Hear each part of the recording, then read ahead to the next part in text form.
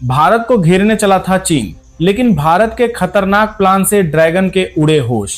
दोस्तों, हिमालय की बर्फीली चोटियों के उस पार चीन के सीने में एक हलचल मची हुई है। एक ऐसी बेचैनी जिसे छुपाने की चीन कितनी भी कोशिश कर ले, मगर सैटेलाइट की आंखें उसे झूठा साबित कर रही हैं। जुलाई 2026 में ली गई सैटेलाइट तस्वीरों ने पूरी दुनिया के सामने चीन की उस चाल को बेनकाब कर दिया है जिसे वो चुपके से अंजाम देना चाहता था। दोस्तों, चीन ने अपने सबसे खतरनाक माने जाने वाले 5th generation stealth fighter jet J-20 को भारत की सीमा के बिल्कुल करीब लद्दाख और अरुणाचल प्रदेश से सटे इलाकों में तैनात कर दिया है। शिनजियांग के होटान एयरबेस पर 8 J-20 विमान देखे गए हैं और तिब्बत के दमजंग एयरबेस पर 4 और J-20 की मौजूदगी दर्ज की गई है। यानी कुल मिलाकर 12 के करीब चीनी स्टेल्थ फाइटर सीधे भारत की आंखों के सामने खड़े कर दिए गए हैं।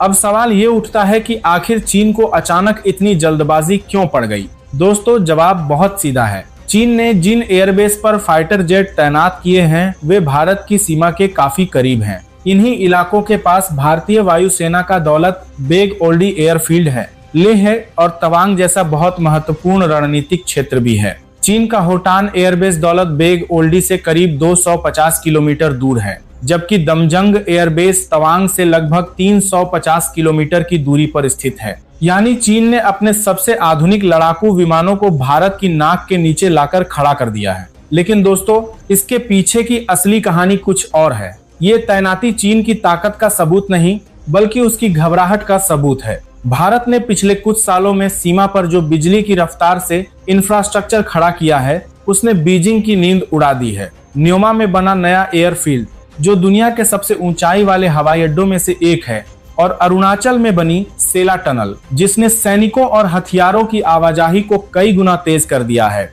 इन दोनों ने चीन के रणनीतिकारों को मजबूर कर दिया है कि वो अपने विमान आगे लाकर खड़े करें। तो दोस्तों, ये तैनाती ताकत का प्रदर्शन कम और डर का इजहार ज्यादा है। लेकिन अब असली मजा आने वाला है, क्योंकि चीन के इस J-20 में एक ऐसी कमजोरी छुपी है जिसके बारे में बीजिंग बात नहीं करना चाहता। दोस्तों, ये कमजोरी है ऊंचाई की, यानी हाई अल्टीट्यूड पेनल्टी। तिब्बत के जो एयरबेस हैं वो 10,000 से लेकर 14,000 फीट तक की ऊंचाई पर बसे हैं। इतनी ऊंचाई पर हवा बेहद पतली हो जाती है और ऑक्सीजन की मात्रा जमीनी स्तर के मुकाबले काफी कम रह जाती है। अब जरा सोचिए, J-20 जैसा भारी भरकम विमान जिसका वजन 37,000 किलोग्राम के आसपास है, जब इतनी पतली हवा में उड़ान भरने की कोशिश करता है तो उसके इंजन को वो ताकत नहीं मिल पाती जो उसे समुद्र तल पर मिलती। नतीजा ये होता है कि चीन को मजबूरी में या तो विमान का फ्यूल कम करना पड़ता है या फिर उसके साथ लगे हथियारों का वजन घटाना पड़ता है। और दोस्तों, जब एक लड़ाकू विमान अपने पूरे हथियार और पूरा ईंधन लेकर नहीं उड़ पाता, तो समझ लीजिए कि उसकी असली ताकत आधी से भी कम रह जाती है। यानी जो J-20 कागजों पर बेहद खतरनाक दिखता है, वो तिब्बत की ऊंचाइयों से उड़ते ही अपनी आधी जान गंवा बैठता है। अब जरा इसकी तुलना कीजिए भारत की स्थिति से। दोस्तों, भारतीय वायुसेना के जो मुख्य एयरबेस हैं, चाहे वो तेजपुर हो, हाशिमारा हो, बरेली हो या फिर अंबाला, ये सारे मैदानी इलाकों में समुद्र तल के लगभग बराबर ऊंचाई पर स्थित हैं। यहाँ हवा भरपूर है, ऑक्सीजन भरपूर है और इंजन को अपनी पूरी ताकत दिखाने का पूरा मौका मिलता है। यही वजह है कि जब राफेल और सुखोई 30 MKI जैसे भारतीय लड़ाकू विमान उड़ान भरते हैं, तो वो अपने पूरे फ्यूल टैंक और 100% हथियारों के साथ, यानी ब्रह्मोस मिसाइल और मेटियोर मिसाइल जैसे घातक हथियारों के साथ आसमान में उतरते हैं। यानी जहां चीन को अपनी ताकत घटाकर उड़ना पड़ता है, वहीं भारत अपनी पूरी ताकत के साथ मैदान में उतरता है। ये फर्क दोस्तों सिर्फ भूगोल का नहीं, बल्कि जंग के मैदान में जीत हार तय करने वाला फर्क है। और अब बात करते हैं J-20 की उस पोल की, जिसे चीन बड़ी चालाकी से छुपाता रहा है। दोस्तों, चीन इस विमान को दुनिया का सबसे आधुनिक स्टेल्थ फाइटर बताता फिरता है, लेकिन हकीकत कुछ और ही कहानी बयां करती है। J-20 के आगे की तरफ जो छोटे छोटे पंख लगे हैं, जिन्हें तकनीकी भाषा में कैनार्ड्स कहा जाता है, वो दरअसल इस विमान की सबसे बड़ी कमजोरी बन जाते हैं। ये कैनार्ड्स रडार की तरंगों को बहुत तेजी से वापस रिफ्लेक्ट कर देते हैं, जिससे विमान रडार स्क्रीन पर आसानी से नजर आ जाता है। जबकि दुनिया के जो असली और भरोसेमंद स्टेल्थ फाइटर हैं, जैसे अमेरिका के F-22 और F-35, उनमें ऐसे कैनार्ड्स होते ही नहीं। यानी J-20 अपने डिजाइन में ही एक बड़ी खामी लेकर चलता है। इतना ही नहीं, इस विमान के इंजन से निकलने वाली गर्मी यानी हीट सिग्नेचर इतनी ज्यादा है कि इसे इंफ्रारेड सेंसर मीलों दूर से ही पकड़ लेते हैं। तो दोस्तों, जिस स्टेल्थ की डींगे चीन हाँकता फिरता है वो असल में उतनी छुपी हुई नहीं जितना बीजिंग दुनिया को दिखाना चाहता है। अब आइए बात करते हैं भारत के सबसे भरोसेमंद हथियार की, यानी राफेल और उसके अंदर छुपे उस तिलिस्मी सिस्टम की जिसका नाम है स्पेक्ट्रा। दोस्तों, राफेल में लगा ये इलेक्ट्रॉनिक वारफेयर सूट किसी जादू से कम नहीं है। ये सिस्टम दुश्मन के रडार को हैक करके पूरी तरह कंफ्यूज कर देने की ताकत रखता है। ये नकली इलेक्ट्रॉनिक तरंगे भेजकर एक तरह की एक्टिव कैंसिलेशन करता है, जिसके चलते चीनी रडार की स्क्रीन पर एक की जगह 10 राफेल दिखाई देने लगते हैं या फिर पूरी स्क्रीन ही खाली हो जाती है। जरा सोचिए दुश्मन के रडार ऑपरेटर की हालत क्या होगी जब उसे समझ ही नहीं आएगा कि आसमान में सच में कितने विमान हैं और वो कहाँ हैं। और दोस्तों, राफेल की एक और ताकत है उसकी मेटियोर मिसाइल। इस मिसाइल में रैमजेट इंजन लगा है जो टारगेट के करीब पहुंचते पहुंचते अपनी रफ्तार और बढ़ा देता है। यानी एक बार जब मेटियोर मिसाइल दुश्मन के विमान की तरफ बढ़ चलती है तो J-20 जैसे विमान के लिए उससे बच पाना लगभग नामुमकिन हो जाता है। इसे कहते हैं नो एस्केप जोन, यानी वो दायरा जहां पहुंचने के बाद बचने की कोई गुंजाइश ही नहीं बचती।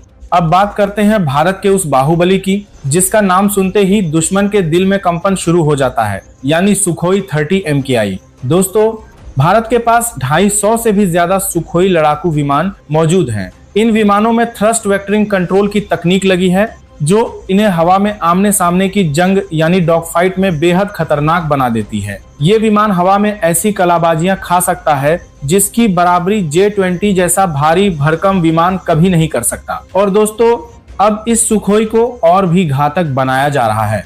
सुपर 30 प्रोग्राम के तहत भारत अपने सुखोई बेड़े को उत्तम रडार और नए इलेक्ट्रॉनिक सिस्टम से लैस कर रहा है। इस अपग्रेड में स्वदेशी विरूपाक्षा रडार, नई एवियोनिक्स और अस्त्र मिसाइल जैसी तकनीकें शामिल की जा रही हैं ताकि सुखोई का बेड़ा आने वाले कई दशकों तक चीन और पाकिस्तान जैसे दुश्मनों के लिए एक बड़ी चुनौती बना रहे। और दोस्तों, राफेल और सुखोई की जोड़ी तो और भी खतरनाक है। राफेल अपने डेटा लिंक के जरिए बिना खुद पकड़े गए चुपचाप सुखोई को दुश्मन के टारगेट की सटीक लोकेशन भेज सकता है और फिर सुखोई बिना अपना रडार ऑन किए चुपके से ब्रह्मोस मिसाइलों की बारिश कर सकता है। यानी दुश्मन को पता ही नहीं चलेगा कि हमला कहां से हुआ और कब हो गया। अब बात करते हैं भारत के उस फौलादी कवच की जो जमीन से आसमान तक हर खतरे पर नजर रखता है, यानी S-400 ट्रायम्फ। दोस्तों, इस मिसाइल सिस्टम के एल बैंड और VHF बैंड रडार इतने ताकतवर हैं कि ये J-20 जैसे स्टेल्थ विमानों को चीन की अपनी सीमा के भीतर टेक ऑफ करते ही पकड़ लेने की क्षमता रखते हैं। इसका किल जोन 400 किलोमीटर तक फैला हुआ है। दोस्तों, इसका मतलब समझिए, अगर चीन अपने लड़ाकू विमानों को दूर भी रखे तब भी वो भारतीय जमीनी सेनाओं को कोई नुकसान पहुंचाने की स्थिति में नहीं होंगे, क्योंकि S-400 का ये फौलादी घेरा उन्हें पास फटकने ही नहीं देगा। अब बात करते हैं उस पहलू की जिसे आंकड़ों में नहीं बल्कि जज्बे में मापा जाता है, यानी पायलटों का अनुभव, द ह्यूमन फैक्टर। दोस्तों, भारतीय पायलटों के पास कारगिल जैसी हाई अल्टीट्यूड जंग का असली मैदानी अनुभव है जो किसी किताब या सिमुलेटर से नहीं सीखा जा सकता। ये पायलट दुनिया के सबसे बेहतरीन एयर फोर्सेस के साथ रेड फ्लैग और गरुड़ जैसी अंतर्राष्ट्रीय युद्धाभ्यास में हिस्सा लेते हैं और वहां से असली जंग का हुनर सीखकर लौटते हैं। जबकि दूसरी तरफ चीन की वायुसेना ने 1979 के बाद से कोई असली जंग लड़ी ही नहीं है। उनकी ट्रेनिंग ज्यादातर स्क्रिप्टेड और मशीनी मानी जाती है, यानी रटी रटाई प्रैक्टिस, असली मैदान के दबाव और अनिश्चितता से कोसों दूर। और दोस्तों, ये भी कहा जाता है कि वन चाइल्ड पॉलिसी के असर से चीनी सैनिकों के मनोवैज्ञानिक ढांचे पर भी फर्क पड़ा है। यानी जब असली जंग का मैदान सामने आएगा तो अनुभव और मनोबल की ये खाई बहुत बड़ा फर्क पैदा कर सकती है। दोस्तों, अब बात करते हैं भारत के उस नेटवर्क की जो आसमान से चप्पे चप्पे पर नजर रखता है। भारत के अवाक्स और नेत्रा जैसे विमान 24 घंटे निगरानी करते हैं और चीन की सीमा के अंदर तक झांकने की क्षमता रखते हैं। C-130J परिवहन विमान और अपाचे हेलीकॉप्टर की मदद से भारत को सीमा पर बिजली की रफ्तार से सैनिक और हथियार पहुंचाने की ताकत हासिल है। दोस्तों, भारत अब वो 1962 वाला भारत नहीं रहा जब हिचकिचाहट और असमंजस हावी था। आज का भारत आक्रामक रणनीति पर काम कर रहा है और भविष्य की तैयारी भी जोरों पर है। 5.5 जनरेशन के AMCA प्रोजेक्ट पर तेजी से काम चल रहा है। और तेजस मार्क 1A जैसे स्वदेशी लड़ाकू विमानों का उत्पादन भी रफ्तार पकड़ रहा है। दोस्तों अब जरा एक कदम पीछे हटकर पूरी तस्वीर को देखिए। एक तरफ है चीन, जिसने अपने सबसे आधुनिक विमान तो तैनात कर दिए, लेकिन भूगोल की मार से उनकी असली ताकत आधी हो जाती है, जिनकी स्टेल्थ तकनीक खुद अपने डिजाइन की वजह से सवालों के घेरे में है और जिनके पायलटों के पास दशकों से कोई असली जंगी अनुभव नहीं है। और दूसरी तरफ है भारत, जिसने आसमान में राफेल और अवाक्स को तैनात किया है, जमीन पर S-400 जैसा फौलादी कवच खड़ा किया है, भारी मारक क्षमता के लिए सुखोई और ब्रह्मोस जैसे हथियार तैयार रखे हैं और सबसे बढ़कर हिमालय की वो भौगोलिक बढ़त हासिल है जो सदियों से भारत की रक्षा करती आई है। दोस्तों इन सबको मिलाकर भारत ने चीन के J-20 के लिए एक ऐसा चक्रव्यूह तैयार कर दिया है जिसे भेद पाना चीन के लिए लगभग नामुमकिन साबित होगा। दोस्तों इतिहास गवाह है कि जब जब भारत की सरहदों पर आंच आई है, तब तब हिमालय की चोटियों ने, भारत के जांबाज सैनिकों ने और भारत के बढ़ते हुए हथियारों ने मिलकर एक ऐसी दीवार खड़ी की है जिसे तोड़ पाना किसी के बस की बात नहीं रही। आज भारत सिर्फ अपनी सीमाओं की रक्षा नहीं कर रहा, बल्कि आने वाले कल की तैयारी भी कर रहा है।